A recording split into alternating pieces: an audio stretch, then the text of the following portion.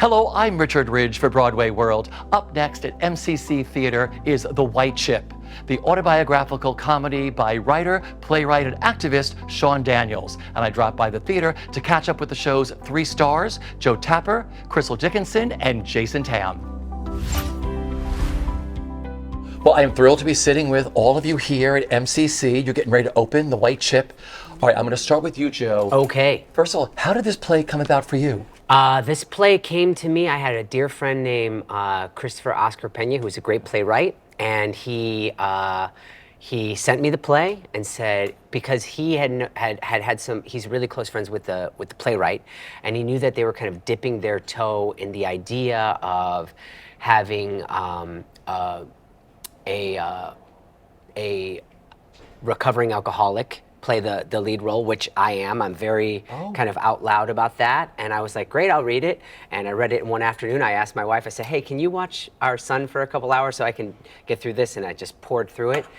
And then I made a few phone calls, and the dominoes fell in my favor, and then here I am. I did it in 2019 in 59th East 59th Theater, and here we are now, which is very, very exciting with my heroes. So yeah. So how did the play come to you? Well, we have Joe and Annalie and I have a connection of You Can't Take It With You. So I knew Joe was doing the play at East 59th, and I just came because I wanted to support him and see his work. And it was brilliant, and I loved it. Yeah. And that was it. And then sometime later, I think y'all might have asked me to do the reading, but I couldn't do that. And then they said, well, would you like to do the play? And I was like, with Joe Tapper? That's a yes. I love it. Jason, for you, how did it come to you? I mean, same. Like, it was on my perimeter in 2019. I've been a fan of the play, a fan of Joe, a fan of Cheryl Kaller. Ever since I saw Next Fall, 15 years ago, I was like, and we've done readings and stuff, but we've never done like a solid production together, me and Cheryl. So she reached out in just last spring for the reading, and it was such an immediate yes for all of those reasons, and for all of the brilliant things that I get to do in the show, all the characters that I get to play. It's so funny and exciting, and I'm having the time of my life. Okay, well, let's talk about that. I love when people get to play a lot of different characters in a show. So how many do you play? Who are they, sort of? I've never actually sat down and counted, but it's probably like 20, between 15 and 20 characters. And some of them literally only have one line. It's just like one line or gone, you never see them again. Some of them are recurring, and then some of them have like really substantial scenes. Like there's this really beautiful arc that I play a character named Britt, who is what's the line? He's a recovering cocaine addict, former Air Force officer, and now a preacher and addiction specialist. You know, like you are. Like that. And we have this incredible arc of like, he's at a recovery center, and it's 4 weeks, and at first we're just like oil and water, just like completely butting heads nonstop. And then by the end of it, we form this really beautiful kind of intimate in its own special way relationship. So that's one of the many fun characters that I get to play. Now, who do you play? I play all the female identifying characters in the play. A few girlfriends, a few wives, his mom, and then also just some ancillary, like minor one-line characters as well. So probably about the same as Jason, somewhere between 15 and 20. It's a lot of fun to do that, isn't it? It's a blast. It's nerve-wracking. Yeah. But we're getting in our groove now, and I think with time we'll really be solid in there and feel totally safe. But it's kind of nice to not feel that way too, because the nature of the play is we're prompted by the characters' experiences. Yeah. So part of that, like being on your toes is actually necessary. So it's kind of good to hold on to. Yeah. Now, Joe, talk about who you play. So I play a character named Steven, who he is a aspiring theater director, and he starts a theater in Atlanta, and he's kind of climbing up the ladder, and he gets a job of like associate director at a theater in Louisville. I won't say explicitly which one, but it's all real. It's based on the playwright's life, and he was moving ahead, and he was about to take over kind of the artistic director of that theater, and At the same time, while all of the good stuff was happening and the ladder was being climbed, he was also struggling severely with addiction, and he lost his job, and everything started to spiral. And through that spiral, he found redemption and hope and courage, and that's the character I play, Stephen. Yeah. You know, millions of people go through this on a day-to-day basis, Yeah. and you never see it because they can still do their work. Yeah. But I'm sure this play has helped a lot of people too, and I'm sure it helped Sean Daniels, who wrote it, and it's a story of his life. And as a recovering alcoholic, it helps me. It helps me. I mean, just to get to tell this story, and every day after the show, somebody comes up to me and says that how inspired they are. They're struggling, and we have a QR code for resources for anybody who's in need. And yeah, it's a great honor to get to do this play for because it's so darn funny on top of everything. It's just the way that the playwright found humor through the kind of darker elements is just gorgeous, because if we can't laugh at ourselves, Yeah. I mean, what are we doing, you know? An incredible director you're all working with. Talk about your director. Oh, Cheryl Kaller. She is just the greatest. I love her so much. I met her back in like 2014, just kind of had a meeting, and I was obsessed with her work in Next Fall and all that she does. And truly, like, getting to work with her, getting to work with the two of you is truly like, it's the miracles. It's the miracles coming true for me. I love her so much. She creates such a ripe environment. She is so direct. She does not beat around the bush at all, but she's always so constructive. And what I love about her is that she has a really great sense of not just what notes to give, but when to give them. Because, you know, a director can have an amazing note, but if they give it at the wrong time, sometimes it really just throws you off in a weird way. And she has such an amazing sense of when to say something and when not to, and I just really appreciate that. That's such She does it all with kindness and generosity of spirit. Yes. Yeah. Which is not always the case. Yeah. And we trust her. Yeah. You know, Immensely. I really Immensely. trust her. I'm like, oh yeah, that everything has a purpose. Everything has a reason. It's really, really exciting. It's really exciting. And working together. I mean, you three of you seem to be this, like, have this great synergy going on. We do. Yeah. These are I don't say that lightly. These are heroes of mine. I have seen them in things even when I was back and I was still like in the depths of just like confusion. I was a true producer of confusion, and I still got to see them in things, and I was such admiration for both of you, and the fact that I get to do this with you is it's just a dream come true. They are the absolute best, and they make light of the amount of characters they play, but you are an absolute safety net for me, and I am so lucky. Well, we feel the same way. I mean, I do. Yeah. I mean, you make everything stable.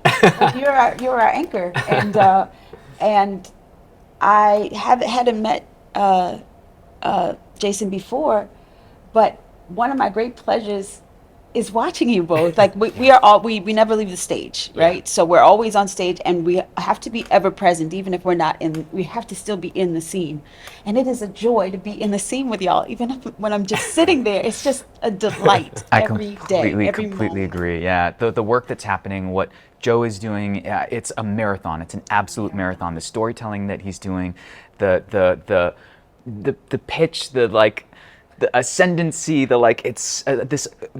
it's a marathon, truly. It's like mind-boggling what you're doing. And then getting to watch Crystal and just like the truth that's happening and the humor that's happening and the humor in the truth and the truth in the humor, and it's just it's like it's a little different every night, and I love that. Yeah. It keeps us on our toes. Yeah, and it's because we have to. The audience is they're our other scene partner in this. Right. You know, some plays are just, we're going to present this to you. You're not there. We're not watching. Yeah. But this play from the beginning is so we're here with you, and we're talking directly to you, and you're going to watch these things, and you may react, and we may acknowledge your reaction. So that has to change because they change. Yeah. And so it keeps us on our toes in that way. And also doing it with the two of you, I've discovered so much more about the play than I had in the past. I mean, this, it's about addiction and it's about recovery and it's about redemption, but it's also about family. Yeah. It is about family. It is a funny play about family, and I just love There that. are so many elements to this show. I was just thinking about that. It's like a family sitcom meets like an cross the country like fun adventure road trip meets like workplace comedy / workplace like tragedy. You know what I mean? Like it's so many things all mashed up in one, and it's just an utter delight. What do you hope audiences take away after seeing this? Like you said, you've already met audience members already, and that's the wonderful thing I love about plays and creativeness is that it helps people. Yeah. And they get to see themselves or be like, oh, he got through that, she got through that, or he got through that, I can do the same thing. Yeah. It's like you're entertained and you learn a life lesson at the same time. And that is exactly that. You very well said. It's that, and the blessing of this show is that it is so far above me. I don't know about. I don't even really have to think about who's in the audience or blah blah blah or any of that, because it's beyond me. It's above me. It is a message that I'm just in service of. And if one person in the 7 weeks of audiences finds courage and hope to change. If one person does, then it's a success. Yeah, one life. I've been thinking about this a lot. I have been thinking about alcoholism, and I've been thinking that it's not something in the forefront of our minds, right? It's not something that people talk about a lot, but it is something we should not ignore, because people die every day from this disease, and it is a disease. So I think if anything, I hope that people will just put it in because we all know someone. Everybody knows someone who has had a problem with alcohol. Yeah. And so that is what's important to me, that we bring that to the forefront, to say, don't forget that. Don't forget that it may be your cousin, it may be your uncle, it may be your neighbor. Yeah. How can we help? Yeah, if you're somebody that's dealing with addiction, I hope that they will walk away from this show feeling like they're not alone, that it's not because they're weak, that it's not, that there's hope and a path forward. And likewise, we all know somebody that is affected by this. And so I hope that if you are somebody in that respect, that you will walk away with a vocabulary to be able to talk about it with perspective, and I was telling my friends earlier, like, I feel so lucky doing this show because I care very much about like things like community enrichment and the health of our society, but I am not a community leader. That's not why I was put on this earth, but I can do like funny voices. And so it feels great to have like the Venn diagram of my skill set and also what I care about in the world really overlapping in a way that doesn't often happen.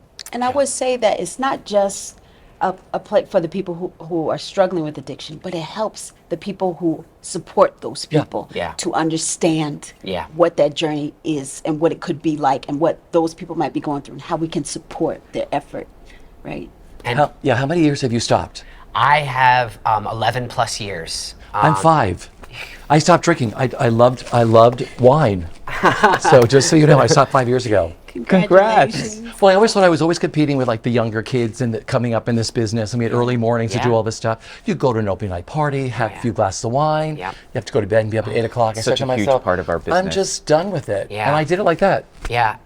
And it's beautiful, right? It's what a beautiful life that it is. And you think it's so scary. There's a thing, it's like, I don't want to give up everything because of one thing, but really you give up one thing and you get everything. Yeah, everything's clearer. Yes. Life is clear, everything. Life is, I'm not a producer of confusion. confusion anymore. I have clarity, and I really love that. And what you said, it's like this craft that I get to do, that we get to do, can be this act of service, which is what this play is. And I just love that. And it makes me laugh so much. I go home thinking about them and I laugh so much. Well, I love that there's humor in all this. Yeah. My final question is, I know you have to go to rehearsal. Doing it here at MCC, this is such an important theater company. What it means to each of you that this play is being done here with you in it. And this is the right place for it. And it feels, the minute that they opened this space to us, it just felt like everything had aligned. There was possibly some other spaces that were going to happen, but they facilitated us to get to do that workshop back in April, and they loved it so much. So when they opened the doors to us, it was like, oh, it all clicked into place, and it's like, now we go and we can do it. And it feels so special to me to get to do this here. Love it. Well, there's nothing like a theater company saying, we value what you do. Yeah. We value it so much, we're going to make every avenue for it to be possible for you to do so in the best possible way. And that's what they've given us. And MCC is at the forefront of off-Broadway. They are an off-Broadway juggernaut, and to have their stamp of approval is such a beautiful way to a launch pad for this. Yeah. Well, thank you for sitting with me today at Broadway World. Thank you. We love Broadway World. Yes. Thank you. And like I said, you're in the middle of previews, which is such a great time period where this changes and, you get ready for that opening night and then just doing it for an audience. Yeah. So I want to thank you all. And everybody come over to MCC and see The White Chip.